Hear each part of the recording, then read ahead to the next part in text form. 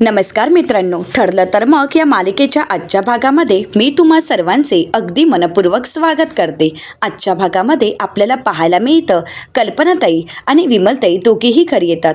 तर विमलताई आपल्यासाठी आणि विमलताई दोघांसाठीही सरबत घेतात आणि विमलताईंना म्हणू लागतात, विमल किती छान वाटतंय ना, म्हणजे घरी असं आल्यानंतर निवांत बसून सरबत प्यायला, म्हणजे उन्हातून घरी आल्यानंतर अशा सरबताची खरंच खूप गरज आहे। विमलताई म्हणतात, हो अगदी खरं आहे वहिनी, पण खरंच सांगू का वहिनी, हा तुमच्या मनाचा मोठेपणा आहे की तुम्ही तुमच्याबरोबर बसून मला सरबत प्यायला दिला आहे, नाहीतर आजकाल मोलकरणीला अशी वागणूक नाही दिली जात।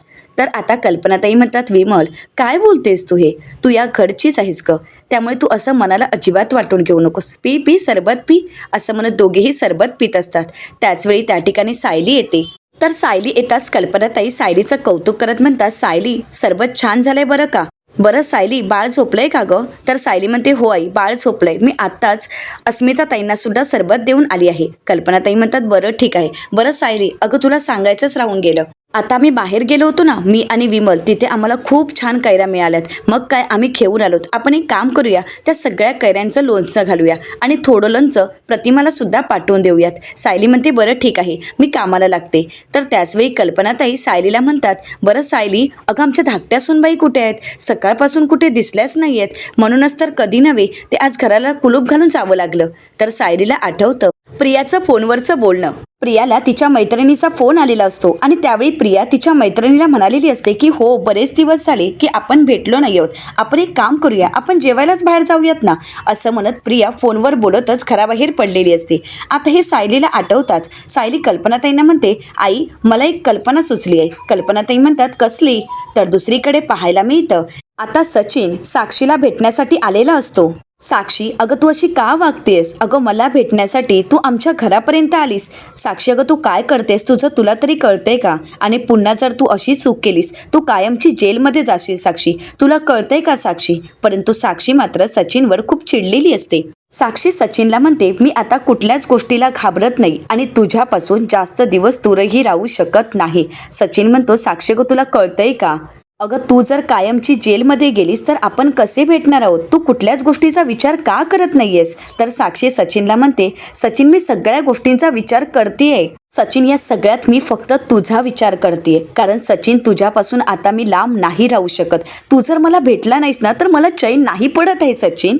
सचिन, अरे मला सगळं कळतंय, मला अण्णांना सोडवायचंय हेही मला माहीत आहे, पण तू जर माझ्यासोबत नसशील तर मला कुठल्याच गोष्टीचं प्लॅनिंगही करता येत नाहीये, माझा कुठेच लक्ष लागत नाहीये रे सचिन। अरे सतत तुला भेटण्याची आस असते, मला तुला भेटायचं असतं, तुला माहीत नाहीये की मी किती इन्सिक्युअर आयुष्य जगतेय सध्या सचिन, अरे प्लीज मला समजून घे ना। आता मात्र सचिनही खूप चिडलेला असतो। सचिन साक्षीला म्हणतो, साक्षी मी तुला जाताना सांगून गेलो होतो की मला काही दिवस आता अस्मिताच्या घरी राहावं लागेल, तू समजून घे, परंतु तू तर रोज एक नवीन ड्रामा क्रिएट करतेस, काही ना काही वेगळ्या गोष्टी घडवतेस। आता साक्षी सचिनला जाब विचारत म्हणते, सचिन माझं प्रेम म्हणजे तुला ड्रामा वाटतोय का? अरे तू मला ड्रामा समजतोयस सचिन, असं कसं बोलू शकतोस तू? सचिन म्हणतो की हो, कारण तुझं आता हे प्रेम मला जड व्हायला लागलं आहे। आता सचिनचे हे शब्द ऐकल्यानंतर साक्षी सचिनला म्हणते, फक्त माझं प्रेम आहे का तुझ्यावर, म्हणजे तुझं माझ्यावर प्रेम नाहीच आहे का सचिन? तर सचिन साक्षीला म्हणतो, मला तर तुझ्याशी कसं आणि काय बोलावं काहीच कळत नाही, कारण तू समजूनच घेत नाहीयेस। तर सायलीच्या प्लॅनप्रमाणे दुसरीकडे आपल्याला पाहायला मिळतं की विमलताई आता प्रियाची वाट पाहत असतात। आता विमलताई पाहतात तर प्रिया येत असते आणि त्याचवेळी त्या खुणावून कल्पनाताई आणि सायलीला सांगतात। तर आता कल्पनाताई फोनवर बोलत पूर्णाजींना म्हणतात, पूर्णाई थांबा मी तन्वीकडे फोन देते। आता प्रिया समोर येताच कल्पनाताई म्हणतात, अहो तुम्हाला तन्वीशी बोलायचं होतं का, हे बघा आलीच आहे, मी देते। तर आता प्रिया विचारते, काय झालं आई?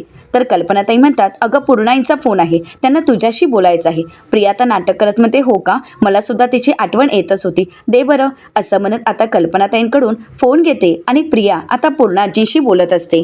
प्रिया पूर्णाजींना म्हणते, पूर्णाजी अगं कशी आहेस? हो हो मला खरंच खूप तुझी आठवण येते, तू कधी येणार आहेस? हो लवकर ये। काय मी बनवायचं आहे? तर पूर्णाजीने जे काही सांगितलेलं असतं त्यावरून प्रियाच्या चेहऱ्यावरचा रंगच उडालेला असतो। इथे मात्र सायली आणि कल्पनाताई यांना मात्र हसायला येत असतं। तर त्यानंतर कल्पनाताई म्हणतात, काय ग काय झालंय? तर प्रिया म्हणते, आई तुमच्याशी बोलायचं आहे, असं म्हणत आता ती पुन्हा फोन कल्पनाताईंकडे देते। कल्पनाताई म्हणतात, पूर्णा येऊ काय झालंय, तुम्ही तन्वीला काय म्हणत होता? हो हो चालेल, मी सांगेन तन्वीला. हो काही हरकत नाही, असं म्हणत कल्पनाताई फोन ठेवतात. आता सायली कल्पनाताईंना म्हणते, आई काय झालं, पूर्णाजी काय सांगत होत्या? तर कल्पनाताई म्हणतात, काही नाही गं, आपण ते कैऱ्या घेऊन आलोय ना, त्यांचं लोणचं घालायचं होतं. परंतु पूर्णाईंचं असं म्हणणं आहे की ते लोणचं तन्वीने घालावं, म्हणजे वर्षभरासाठी जे लोणचं लागणार आहे ते तिनेच बनवायचं आहे. आणि हो, तिने एकटीने बनवायचं आहे, अगदी मसाल्यापासून सगळी प्रोसेस तिनेच करायची आहे. तर हे ऐकून सायली म्हणते, बाप रे, म्हणजे वर्षभराचं लोणचं आता प्रिया घालणार आहे. तर विमलताई म्हणतात, परंतु वहिनी, तन्वीताईंना कसं जमेल, कारण लोणचं घालणं हे खूप सोपं काम नाही आहे, खूप कठीण काम आहे. अगदी मसाल्यापासून सगळं काही अगदी नीटच व्हायला पाहिजे, आणि त्यात जर ते लोणचं फसलं तर पूर्ण वर्षभराचं लोणचं खराब होईल ना. तर प्रिया म्हणते, तेच तर, त्यातलं काही मला जमत नाही. रोजचं पोळी भाजी करणं वेगळं आणि हे वर्षभराचं साठवणीचं लोणचं वेगळं ना. म्हणजे त्यात जर मला लोणचं नीट नाही जमलं तर मग तर आता कल्पनाताई म्हणतात, ते तर आहेच गं, पण आपण काय करणार ना. पूर्णाईंनी जर सांगितलं तर ते तुला करावंच लागेल, कारण आपण तर नाही म्हणू शकत नाही, कारण त्यांना वाईट वाटेल ना. कारण त्यांचं प्रेम गं, त्यांना तर वर्षभर तुझ्याच हातचं लोणचं खायचं आहे. करशील ना तू? आता प्रियाला काय बोलावं काहीच कळत नाही. प्रियाच्या चेहऱ्यावरचा रंगच उडालेला असतो, ती गप्पच होते. आता हे पाहून सायलीला मात्र हसायला येत असतं. तर सायली आता प्रियाची मस्करी करत म्हणते, आई पण काय करा माहिती आहे का, थोडं लोणचं तुम्ही वेगळं बनवून ठेवा, कारण कसं आहे ना, या प्रियाने बनवलेलं लोणचं सगळ्यांनाच खाता येणार नाही ना. असं म्हणत सायली आता प्रियाची चांगली शाळा घेत असते. तर कल्पनाताई सायलीला म्हणतात, नाही नाही सायली, असं काही नाही या, म्हणजे आपल्याला सुरुवातीला वाटत होतं की तन्वीला काही जमत नाही, परंतु गेल्या काही दिवसांमध्ये तन्वीने सिद्ध केलंय की ती सगळं काही करू शकते, हो की नाही तन्वी? असं म्हणत कल्पनाताई आता प्रियाला अगदी आपण तिच्या बाजूने आहोत आणि तू सगळं काही करू शकतेस असं दाखवून देण्याचा प्रयत्न करत असतात. तर प्रिया आता होला हो देत म्हणते, हो, आणि मी पूर्णाजीचा शब्द नाही मोडू शकत. बरं आई, मी एक काम करू का, उद्या लोणचं घालू का, कारण आता मी जरा बाहेर जाऊन येते. असं म्हणत प्रिया पाऊल टाकणार तर कल्पनाताई म्हणतात, अगं नाही नाही, अगं लोणचं हे तुला आजच घालावं लागेल, कारण मसाल्यापासून सगळं काही करायचं आहे, आणि हळूहळू दिवस पुढे घेत गेले की मग ते मात्र चांगलं होईल की नाही माहीत नाही, आणि ते वर्षभर टिकवायचं आहे ना, मग कैऱ्या ताज्या आहेत तोपर्यंतच करायला हवं. आता प्रियाला असं वाटत असतं की घरात कैऱ्याच नाही आहेत, म्हणून प्रिया आता कैऱ्यांचा बहाणा काढत म्हणते, आई मी एक काम करते ना, मी आता बाहेर जाते ना, मग छान ताज्या तवाने अशा कैऱ्या घेऊन येते. कल्पनाताई हसतच म्हणतात, अगं मी आणि विमल आत्ताच बाहेर गेलो होतो आणि छान मोठ्या मोठ्या ताज्या कैऱ्या दिसल्या, म्हणूनच आम्ही घेऊन आलो, जा जा तू तुझ्या कामाला लाग. असं म्हणत आता कल्पनाताईंनी प्रियाला लोणच्याची सुरुवात करायला सांगितलेली असते. आता प्रियाला तर बाहेर जायचं असतं, परंतु सायलीने मात्र तिला चांगलंच अडकवलेलं असतं. आता प्रियाकडे दुसरा कुठलाच पर्याय नसतो. प्रिया म्हणते, बरं पर्स ठेवून येऊ? कल्पनाताई म्हणतात, हो चालेल. आता प्रिया पर्स ठेवायला जाते तेव्हा मात्र कोणालाच हसू आवरत नसतं. तर कल्पनाताई सायलीला म्हणतात, सायली अगं आपण खूप मोठी रिस्क घेतोय, वर्षभराचं लोणचं खराब झालं म्हणजे. सायली म्हणते, आई काळजी करू नका, आपण तिघे आहोत ना तिच्यावर लक्ष ठेवायला. हो, पण मेहनत मात्र तिलाच करावी लागेल, पण आपण मात्र ती मेहनत वाया नाही जाऊ द्यायची. कल्पनाताई म्हणतात, बरं ठीक आहे. तर दुसरीकडे पाहायला मिळतं, सचिन रागानेच गाडीतून बाहेर येतो आणि आता रागानेच सचिन बाजूला निघून जातो. तर आता साक्षीही तिथे येते आणि म्हणू लागते, सचिन प्लीज मला समजून घे ना. आता सचिनला साक्षी जाब विचारत म्हणते, सचिन बोल, का वागतोयस तू माझ्याशी असं, का वागतोयस सांग ना. अस्मिताकडे गेल्यापासून तू बदललायस ना, तिच्याकडे गेल्यापासूनच तू असा वागायला लागलायस ना. मी ज्यावेळी तुमच्या घरी आले होते ना त्यावेळी मी तुला पाहिलंय आणि तुझ्या त्या बायकोला अस्मिताला सुद्धा पाहिलंय, अगदी व्यवस्थित पाहिलं आहे. आता सचिन पाहतो तर तिथून एक टू व्हीलर जात असते आणि सचिन साक्षीकडे पाहतो. तर इथे मात्र साक्षी सचिनला जाब विचारत असते. साक्षी म्हणू लागते, सचिन बोल, तू असा का वागतोयस, मला सोडून तिच्याकडे का लक्ष देतोयस, माझ्यापेक्षा तुला ती का आवडते, काय आवडले तिच्यामध्ये तुला, बोल ना सचिन. तर त्यावेळी सचिन मात्र रागाने साक्षीला पकडतो आणि म्हणतो, साक्षी तुझ्या बोर करणाऱ्या या प्रश्नांची उत्तरं मी परत परत देणार नाहीये साक्षी. असं म्हणत येणाऱ्या बाईकसमोर साक्षीला ढकलण्याचं नाटक करतो आणि पुन्हा जवळ ओढून घेतो. आता मात्र साक्षी पूर्णपणे घाबरून गेलेली असते. आता मात्र साक्षी सचिनला रिक्वेस्ट करत असते, सचिन प्लीज असं काही करू नकोस, सचिन मला भीती वाटते. परंतु आता दुसरी बाईक येते, त्यावेळी सुद्धा सचिन तसंच करतो, तिला ढकलण्याचं नाटक करतो, पुन्हा एकदा तिला आपल्याजवळ खेचतो. परंतु साक्षी मात्र सचिनचं हे रूप पाहून पूर्णपणे घाबरून गेलेली असते. ती स्वतःचा जीव वाचवण्याचा प्रयत्न करत असते. आता साक्षीला चांगलाच घाम फुटलेला असतो. साक्षी सचिनला म्हणते, सचिन तू अरे काय करतोयस हे? आणि त्याच वेळी एक मोठी गाडी तिथे येत असते आणि ती गाडी साक्षी पाहते त्यावेळी साक्षी घाबरते आणि म्हणू लागते, सचिन प्लीज तू असं काही करू नकोस, मला भीती वाटते, सचिन प्लीज मला सोड.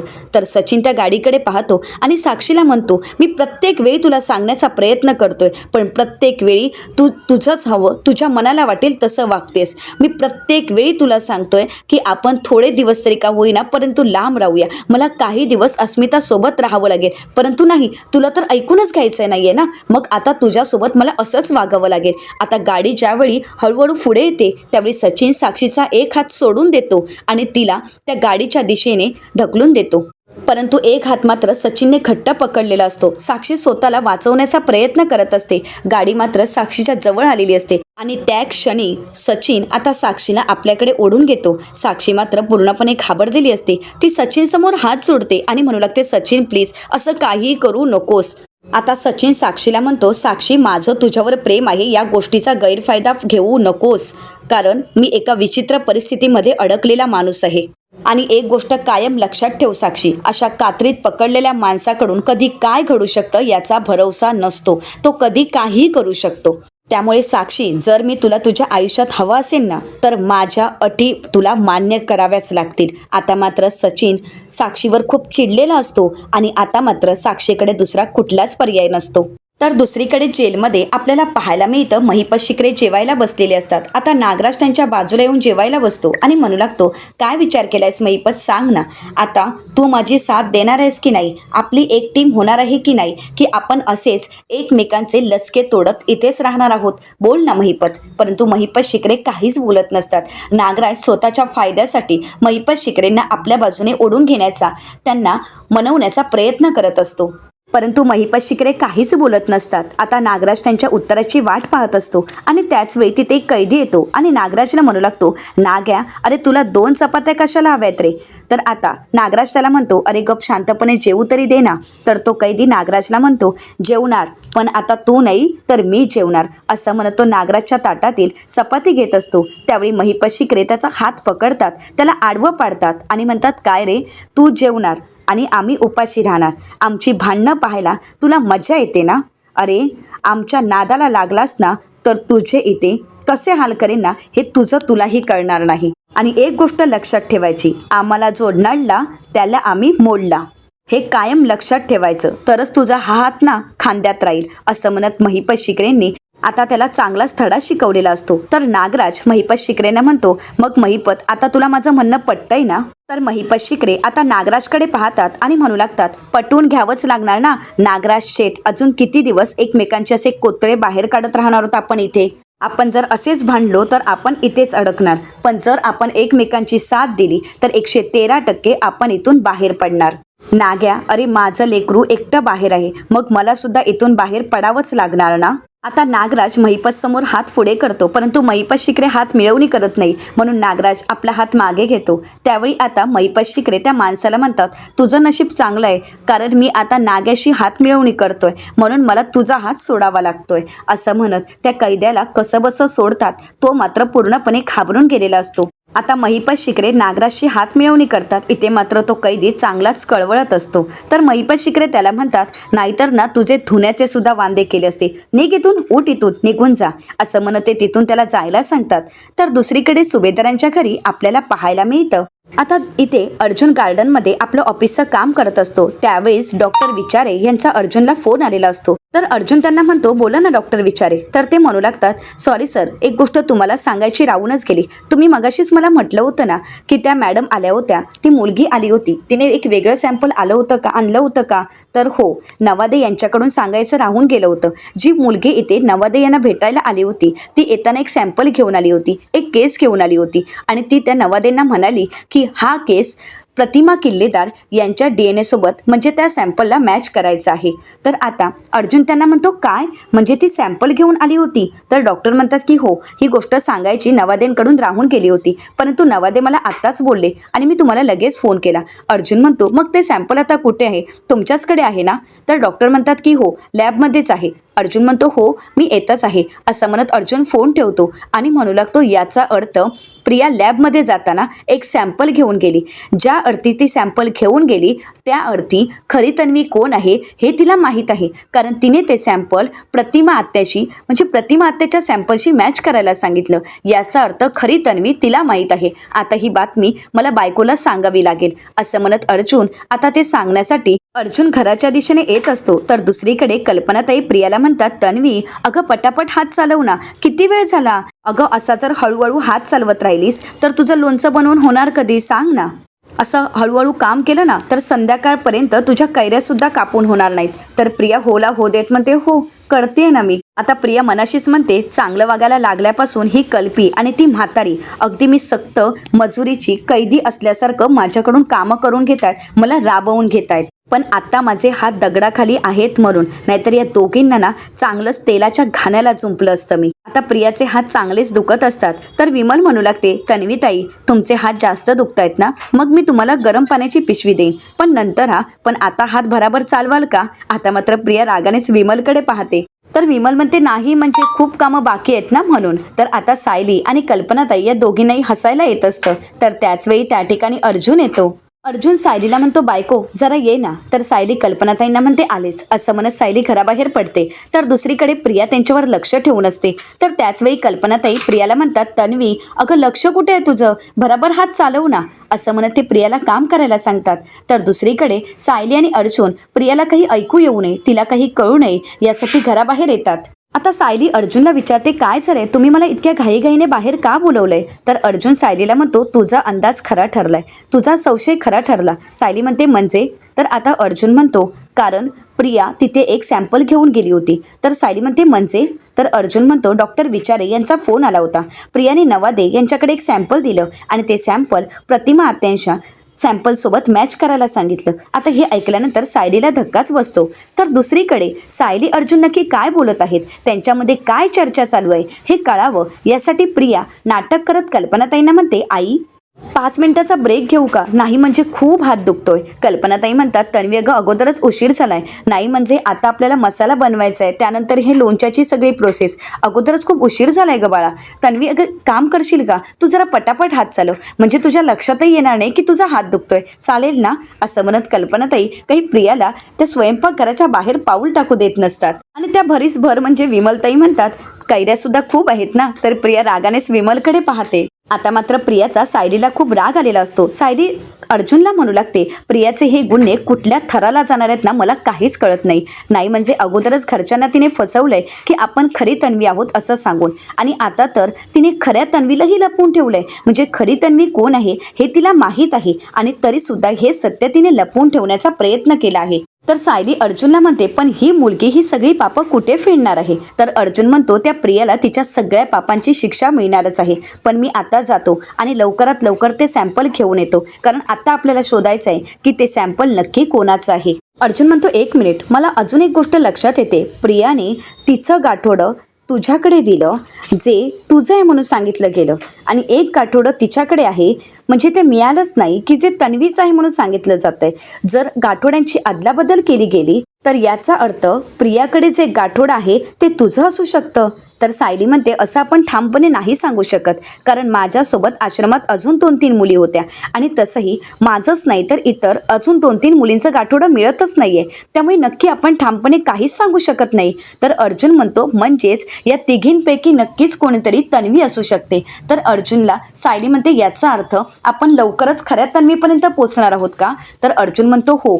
तर सायली म्हणते बरं ठीक आहे, परंतु एक गोष्ट मात्र आपल्या हातून राहून गेली की या घराबाहेर पडत असताना प्रिया अजून कुठे कुठे गेली हे जर आपल्याला कळालं असतं तर नक्कीच आपल्याला खरी तन्वी कोण आहे हे कळालं असतं. सायली म्हणते बरं ठीक आहे, पण तुम्ही अगोदर सॅम्पल घेऊन या. तर अर्जुन म्हणतो की हो. असं म्हणत आता अर्जुन सॅम्पल आणण्यासाठी निघत असतो, परंतु त्या अगोदर तो चैतन्याला फोन करतो आणि म्हणतो चैतन्य, असं म्हणत तो तिथून निघून जातो. तर इकडे सायली या सगळ्या गोष्टीचा विचार करू लागते. तर लॅबमध्ये आपल्याला पाहायला मिळतं आता नवादे आपली ड्युटी संपल्यानंतर दुसऱ्या असिस्टंटला सगळं काही समजावून सांगतात आणि आता ती सॅम्पल आता देत म्हणतात की यांची DNA टेस्ट करायची आहे आणि हो रिपोर्ट लवकरात लवकर तयार करून ठेव, मी येतो असं म्हणत आता नवादे तिथून निघून जातात. आता दुसरे असिस्टंट सॅम्पल बघत असतात. तर इकडे पाहायला मिळतं अर्जुन चैतन्यला म्हणतो की चैतन्य या सगळ्या गोष्टी अशा विचित्र पद्धतीने घडत आहेत. तर आता सगळ्या गोष्टी ऐकून घेतल्यानंतर चैतन्य अर्जुनला म्हणतो अर्जुन तुझी खरंच खात्री आहे का? तर अर्जुन चैतन्यला म्हणतो हो चैतन्य माझी पूर्ण खात्री आहे. प्रियाला नक्कीच खरी तन्वी कोण आहे हे माहीत आहे, नाहीतर प्रियाकडे कुठून येणार आहे त्या खऱ्या तन्वीचा सॅम्पल आणि ती असं का सांगेल की ते सॅम्पल प्रतिमा आत्यांच्या सॅम्पलशी मॅच करायला.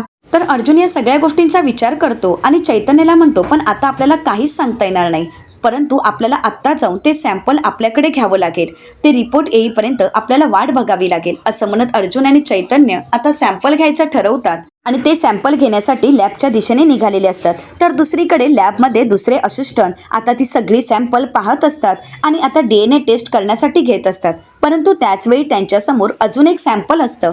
तर ते म्हणू लागतात हे तर सॅम्पल काहीच उपयोगाचं नाही आहे, कारण त्यामध्ये डू नॉट यूज दिस असं लिहिलेलं असतं आणि म्हणूनच ते असिस्टंट ते सॅम्पल डस्टबिनमध्ये टाकतात. आता कचरा नेण्यासाठी तिथे एक कर्मचारी येतात आणि तो कचरा घेऊन जातात. आता इकडे अर्जुन आणि चैतन्य लॅबमध्ये पोहोचत असतात, परंतु तोपर्यंत कचरा हा तिथून घेऊन गेला जातो. तर आता इथे सुभेदारांच्या घरी आपल्याला पाहायला मिळतं की कल्पनाताई त्यांचं काम करत असतात आणि प्रियाला मात्र चांगलं स्वयंपाकघरात संपवलेलं असतं. आता सायली सुद्धा तिथे असते. तर प्रिया कल्पनाताईंना म्हणते पण आई बाजारात जर तयार मसाला मिळतो तर मग आपण घरी का बनवतो? कल्पनाताई म्हणतात अगं हो बाजारात सगळे मसाले मिळतात, लोणच्याचाही मसाला मिळतो, परंतु पूर्णाईंना तो आवडत नाही आणि म्हणूनच तर आपण घरी मसाला बनवतो. तर प्रिया म्हणते पण आई चव तर सारखीच असते ना? तर विमलताई म्हणतात नाही नाही असं कसं, घरच्या मसाल्यांची चव तर वेगळीच असते हो की नाही वहिनी? कल्पनाताई म्हणतात हो हो अगदी खरं आहे. सायली मात्र अर्जुनच्या बोलण्याचा विचार करत असते की नक्की ते गाठोडं कोणाचं असेल, कारण अर्जुन सायलीला म्हणालेला असतो की जर तुझ्याकडे जे गाठोडे आहे ते जर आपण म्हणायला गेलं तर प्रियाचं आहे, मग प्रियाकडे असणारं गाठोडं हे तुझं असू शकतं. याचा अर्थ आता या सगळ्या गोष्टीचा सायली विचार करत असते. तर दुसरीकडे डॉक्टर विचारे आता त्या असिस्टंटला विचारतात की नवादे कुठे आहेत? तर ते म्हणू लागतात त्यांची ड्युटी संपले, ते निघून गेलेत. डॉक्टर म्हणतात बरं ठीक आहे, मग इथे नवादे यांनी सॅम्पल ठेवलं होतं ते कुठे आहे? तर ते म्हणतात सर मी आताच डस्टबिनमध्ये टाकलं. त्यावेळी ते सर त्याला खूप ओरडतात आणि म्हणू लागतात परंतु तू ते सॅम्पल कसं काय टाकू शकतो? ते सॅम्पल यांच्यासाठी खूप महत्त्वाचं होतं आणि तू नवादे यांना विचारलं होतं का? तर ते म्हणू लागतात ड्युटी हँडओव्हर करताना नवादे यांनी मला फक्त DNA टेस्टचं सांगितलं होतं, परंतु त्या सॅम्पलवर क्रॉस मार्क होती म्हणून मी ते डस्टबिनमध्ये टाकून दिलं. आता मात्र ते खूप चिडलेले असतात. त्यावेळी अर्जुन म्हणतो बरं ठीक आहे डॉक्टर, परंतु इथून सगळा कचरा जातो तो कुठे जातो? तर ते असिस्टंट म्हणू लागतात इथून आता कचरा बाहेर ठेवला जातो आणि व्हॅन येऊन घेऊन जाते. पण सर अजूनपर्यंत व्हॅन आली नसेल, कदाचित बाहेरच्या डस्टबिनमध्येच कचरा असू शकतो, कारण सगळा मेडिकलचा कचरा, सगळं मेडिकलचे इन्स्ट्रुमेंट तिथेच गोळा केले जातात आणि मग एकत्र घेऊन गेले जातात. तर आता अर्जुन आणि चैतन्य विचार करू लागतात. तर येणाऱ्या पुढील भागामध्ये आपल्याला पाहायला मिळतं सायली आता इथे कुसुमताईंना फोन करते आणि म्हणू लागते कुसुमताई तू तिथे आल्यानंतर तुला सगळं काही मधुभाऊनी सांगितलंच होतं ना, म्हणजे माझ्यासोबतच शिवानी, ज्योती आणि प्रज्ञा या तिघांचीही गाठोडी होती, परंतु ती तिघांचीही गाठोडी सापडत नाहीयेत. आता सायलीचं हे बोलणं प्रिया ऐकत असते. त्यावेळी मात्र प्रियाला धक्काच बसतो. तर इकडे प्रिया घाबरत म्हणते सायलीची मजल आता त्या गाठोड्यांपर्यंत पोहोचते. तर दुसरीकडे आपल्याला असं पाहायला मिळतं अर्जुन आता चैतन्याला म्हणू लागतो ज्या अर्थी ते सॅम्पल प्रिया इथे घेऊन आली त्या अर्थी आपल्याला ते सॅम्पल शोधावंच लागेल, कदाचित ते सायलीचं सुद्धा असू शकतं. तर आता इकडे पाहायला मिळतं की आता डॉक्टर विचारे म्हणू लागतात त्या सॅम्पलवर प्रिया असं नाव लिहिलेलं होतं आणि डू नॉट यूज दिस अशी चिटही लावलेली होती. आता अर्जुन आणि चैतन्य त्या सगळ्या डस्टबिनमध्ये शोधतात. त्यावेळी अर्जुनला आणि चैतन्यला ते सॅम्पल तर सापडतं, पण इकडे प्रियाने सायलीला भाजण्यासाठी गरम तवा तिथे खाली ठेवलेला असतो आणि सायलीच्या ज्या पायावर डाग असतो तोच पाय त्या तव्यावर पडतो. आता मात्र कल्पनाताई इकडे अर्जुनला फोन करत असतात. अर्जुन म्हणतो मम्मासारखी फोन का करते, आणि म्हणूनच आता अर्जुन फोन उचलतो. त्यावेळी अर्जुनला धक्काच बसतो. तर आता सायली भाजली आहे हे सत्य अर्जुनला कळताच पुढे नक्की काय घडेल? अर्जुनला मिळालेला सॅम्पल तर सत्यापर्यंत अर्जुन पोहोचू शकेल का? अशा असंख्य प्रश्नांची उत्तरे आपल्याला लवकरच पाहायला मिळणार आहेत. मित्रांनो, अशाच मालिकांचे नवनवीन अपडेट पाहण्यासाठी चॅनलला नक्कीच सबस्क्राईब करा. आजचा व्हिडिओ तुम्हाला कसा वाटला हे कमेंट करून नक्कीच कळवा. आजचा हा व्हिडिओ जर तुम्हाला आवडला असेल तर व्हिडिओला लाईक करायलाही विसरू नका. व्हिडिओ पाहिल्याबद्दल तुम्हा सर्वांचे अगदी मनपूर्वक धन्यवाद.